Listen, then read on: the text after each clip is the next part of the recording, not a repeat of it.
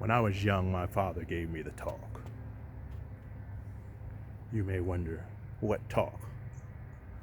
It's the talk that most African Americans get when they're young and they're growing up and they want to do something with their lives. The talk was that you will have to be 2 or 3 times better than a white person to be able to even step through the door. At the time I listened and I nodded, not really knowing a lot about his history, how he had to drop out of school when he was in first grade in order to go in the fields in Alabama and pick cotton to help support a family where his father had somehow disappeared, never to be heard of again, not even by his own relatives.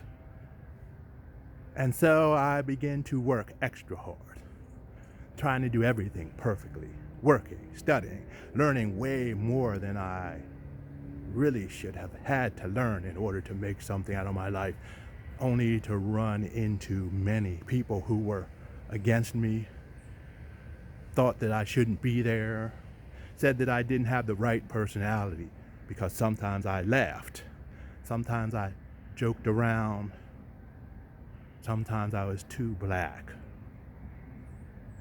And most of my great experiences, great jobs, leadership positions were always undermined by a small group of envious or jealous people who were white, working in the background in order to make everything that I did fail or look bad, or to try to steal credit for each and every idea I came up with. But something changed after I got prostate cancer because of all the stress and strain of fighting against this invisible racism. I realized that I had to start living, and my life had to start now. What I am saying to you is to live now. Let us stop trying to overcompensate by working as hard as we can in order to be something that we perceive as successful in a system that is sort of twisted and really doesn't work. As I think about what my father told me, I realize that it can be applied to many people. Native Americans know what I'm talking about. Latin Americans know what I'm talking about, and especially women. As soon as they get in a position of leadership where they're not supposed to be, they're perceived as having done something through treachery or trickery to get there. It's time for us, I think, to begin to live and nourish our bodies and ourselves and nourish our communities. And in that nourishment, we will find success in recognizing the beauty that we have and the beauty of our ancestors and our families, the beauty of humanity itself. We will find success. I guess the message in all of this is stop being a slave to an economic system.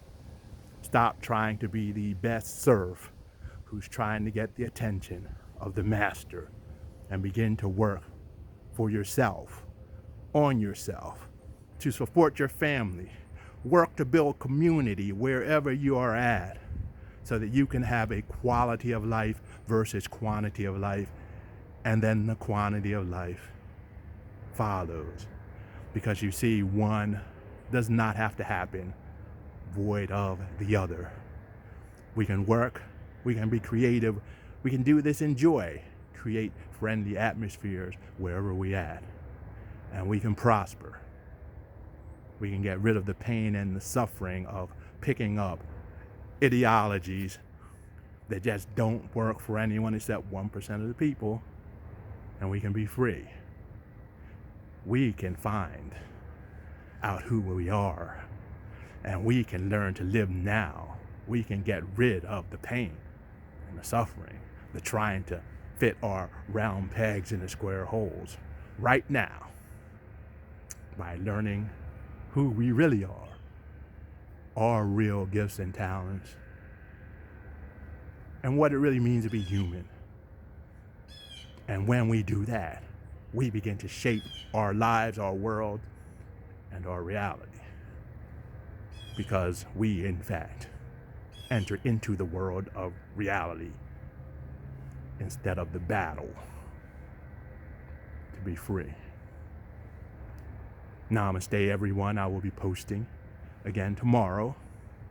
I hope all is going well with you and you're getting out there to vote. That is just one more step of freedom and justice for everyone, not just a small group of people and those who worship them, adore them, and give their power away to them.